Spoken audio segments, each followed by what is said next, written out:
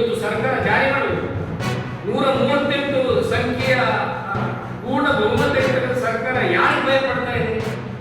ಯಾವ ಉದ್ದೇಶದಿಂದ ಅಹಿಂಸದ ಚಿಂತನೆಯಲ್ಲಿ ರಾಜ್ಯಕ್ಕೆ ಬಂದು ಇಷ್ಟು ದೊಡ್ಡ ಪ್ರಮಾಣದ ಮತವನ್ನು ಪಡ್ಕೊಂಡು ಈ ಕ್ಲಿಯರ್ ಮೆಜಾರಿಟಿ ಇರ್ತಕ್ಕಂಥ ಸರ್ಕಾರ ಇವತ್ತು ಈ ರೀತಿ ಹೆದರಿಕೆಯಿಂದ ಇವತ್ತು ಸರ್ಕಾರ ಚಲಾಯಿಸುವಂಥದ್ದು ಸರಿಯಲ್ಲ. ಅದೇ ರೀತಿಯಲ್ಲಿ ಸಿದ್ದರಾಮಯ್ಯನವರು ದಲಿತರ SCP ಮತ್ತು ESP ಹಣವನ್ನು ಯಾವುದೇ ಕಾರಣಕ್ಕೂ ಇತರ ಯೋಜನೆಗೆ ಬಳಕೆ ಆಗದಂತೆ ಆ ವಿಚಾರದಲ್ಲಿ ಗಮನ ಹರಿಸಬೇಕು.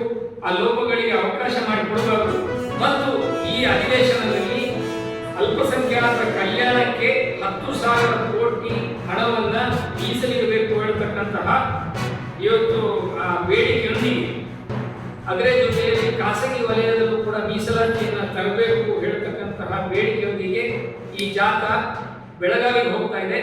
ಆ ರೀತಿಯಲ್ಲಿ ಈ ನಾಡಿನ ನಾಗರಿಕರು ಎಲ್ಲರೂ ಜಾತ್ಯತೀತ ಚಿಂತೆ ಇರತಕ್ಕಂಥವರು, ಸಮಾಜದ ಏಳಿಗೆ ಬಯಸುವವರು ಎಲ್ಲರೂ ಕೂಡ ಸೇರಿ ಈ ವಿಚಾರಧಾರೆಗಳಲ್ಲಿ ಒಂದು ಕೈ ಜೋಡಿಸಿ